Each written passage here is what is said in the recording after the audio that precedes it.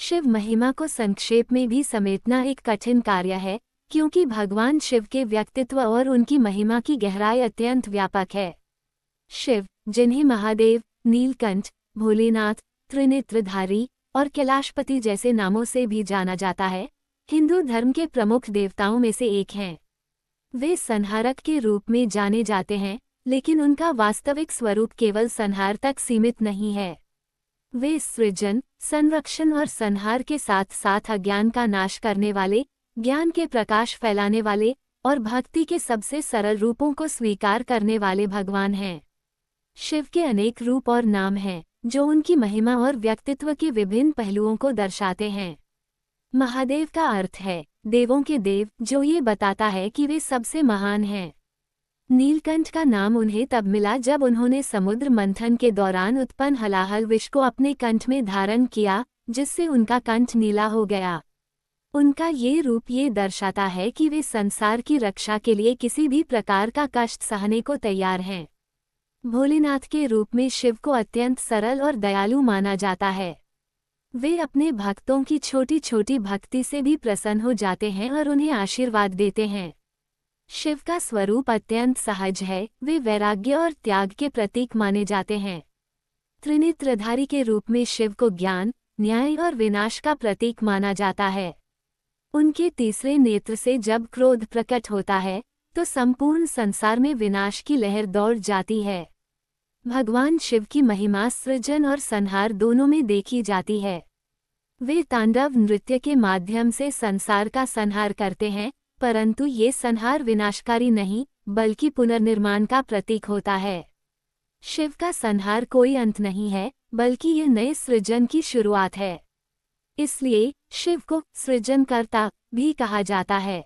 शिव का तांडव न केवल भौतिक रूप से संसार को समाप्त करता है, बल्कि यह मानसिक और आध्यात्मिक रूप से भी अज्ञान और अंधकार को समाप्त करता है, ताकि नया ज्ञान और प्रकाश उदय हो सके।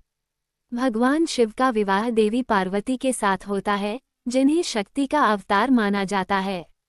यह विवाह न केवल प्रेम का प्रतीक है, बल्कि यह पुरुष और प्रकृति के मिलन को दर्शाता है।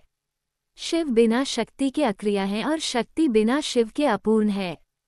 पार्वती के साथ उनका विवाह संसार को ये संदेश देता है कि जीवन में संतुलन और सामंजस्य आवश्यक हैं।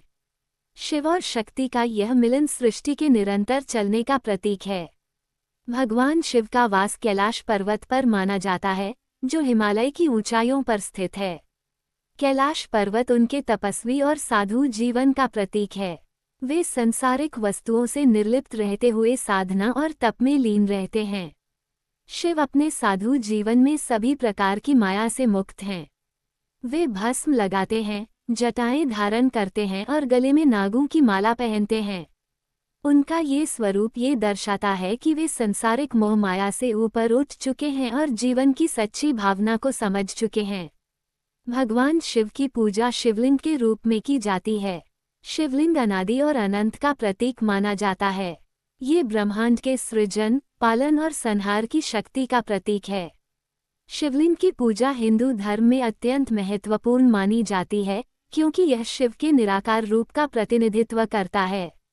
शिवलिंग ये दर्शाता है कि शिव किसी रूप, आकार या सीमा में बंधे नहीं हैं।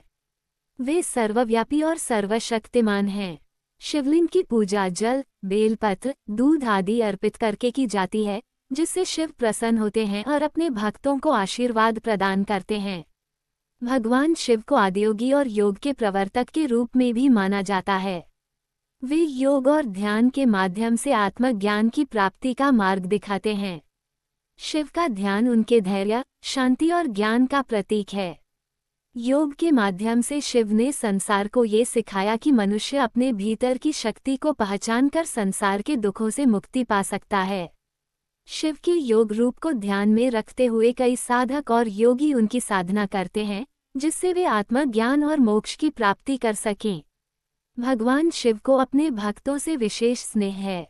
वे अत्यंत सरल और भोले माने जाते हैं, इसलिए उन्हें भोलेनाथ कहा जाता है। शिव की भक्ति में किसी भी प्रकार की दिखावा या आडंबर की आवश्यकता नहीं होती। वे सच्चे मन से की गई भक्ति से ही प्रसन्न हो जाते हैं। ये कहा जाता है कि भगवान शिव अपने भक्तों पर इतनी जल्दी प्रसन्न हो जाते हैं कि उन्हें आशुतोष भी कहा जाता है। उनकी भक्ति का प्रमुख उदाहरण रावण का है, जिसने शिव की भक्ति करके उन्हें प्रसन्न किया और अद्वितीय शक्तियां प्राप्त की। इसी प्रकार भक्त प्रहलाद और संत कनपन जैसे कई भक्तों ने शिव की अटूट भक्ति के माध्यम से उनका आशीर्वाद प्राप्त किया। भगवान शिव की कृपा से ही उनके भक्त कठिन से कठिन परिस्थिति में भी विजय प्राप्त करते हैं। भगवान शिव के पुत्र गणेश को प्रथम पूज्य देवता माना जाता है। गणेश बुद्धि, समृद्धि और बाधाओं को दूर करने वाले देवता हैं। शिव ने गणेश को यह आशीर्वाद दिया था कि वे सभी देवताओं और मनुष्यों से पहले पूजे जाएंगे। गणेश का जन्म और उनका शिव से संबंध भी ये दर्शाता है कि शिव का परिवार धर्म, कर्तव्य और समाज की परंपराओं का पालन करने का आदर्श प्रस्तुत करता है। भगवान शिव और भगवान विष्णु के बीच भी अत्यंत घनिष्ठ संबंध है। दोनों देवता एक दूसरे के पूरक माने जाते हैं। शिव संहारक हैं और विष्णु पालनकर्ता। शिव का विष्णु के साथ संबंध ये दर्शाता है कि सृष्टि का संतुलन बनाए रखने के लिए सृजन, पालन और संहार तीनों आवश्यक हैं। विष्णु के कई अवतारों ने शिव की आराधना की, जैसे कि श्री राम ने शिवलिंग की पूजा की और भगवान कृष्ण ने भी शिव की भक्ति की।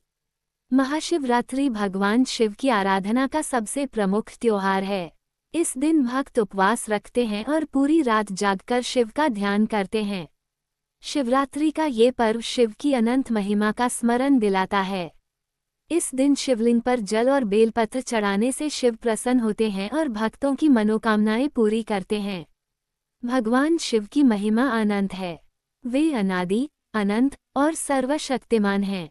उनकी पूजा से न केवल भौतिक सुख समृद्धि प्राप्त होती है, बल्कि आत्मिक शांति और मोक्ष की प्राप्ति भी होती है। शिव की भक्ति संसार के मोह माया से ऊपर उठकर सच्चे ज्ञान की प्राप्ति का मार्ग प्रशस्त करती है। उनका जीवन, उनके आदर्श और उनकी महिमा हर युग में संसार को प्रेरणा और सच्चा मार्ग दिखाती रही है और सदैव दिखाती रहेगी।